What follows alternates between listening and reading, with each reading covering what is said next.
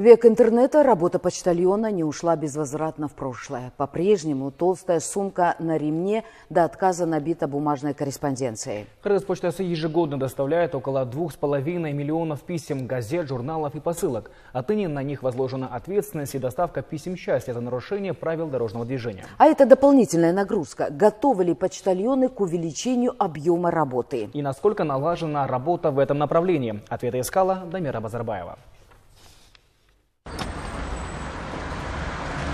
У Инны Тресковой за плечами 32 года стажа работы почтальоном. Заказные письма, газеты, журналы, посылки она разносит и в дождь, и в снег, и в жару. В день порой через ее руки проходит около 200 корреспонденций. С 22 февраля объем работы увеличится, так как она будет доставлять еще и письма счастья.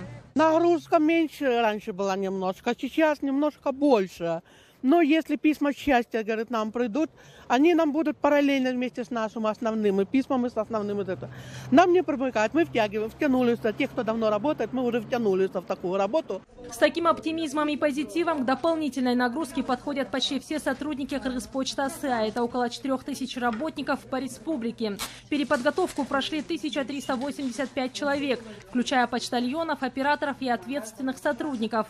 Также доработана программа, которая будет предоставлять информацию о статусе доставки уведомлений. Письма счастья нужно будет вручать лично в руки адресату под его подпись и никому другому. Провели тренинги, как обслуживать, не грубить.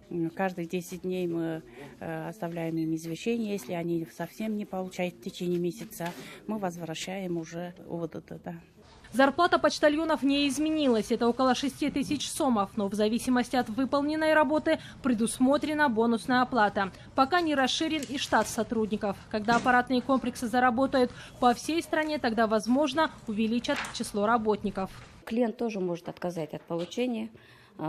И другие причины есть. Возможно, временно выехал, возможно, не проживает по указанному адресу. В случае смерти адресатов и так далее, другие причины основанные. Кыргызпочта-Сы имеет право передать в территориальный отдел ГОБДД. Дальше их сотрудники будут вести работу по выявлению этих адресатов, проведению работы именно по оплате этих штрафов. Все нарушения ПДД обрабатываются в центре мониторинга. После постановления поступят в Кыргызпочта-Сы, где их будут распределять и отправлять по районам и городам. Доставка по Бишкеку займет 3 дня, в регионы 8 дней. Дамира Базарбаева, Чингис Джумагулов, Общественный, Первый канал.